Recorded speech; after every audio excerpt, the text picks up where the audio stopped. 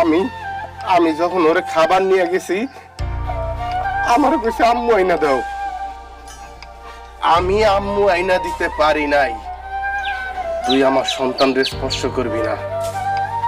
আমার সন্তানের খুনিরে এইখান থেকে সরাও। আমার বাচ্চার অনেক কষ্ট হইতেছে মা, ও অনেক কষ্ট নিয়ে ও মরছে, আর কষ্ট দিও না। ওরে সরাও, ওরে সরাও।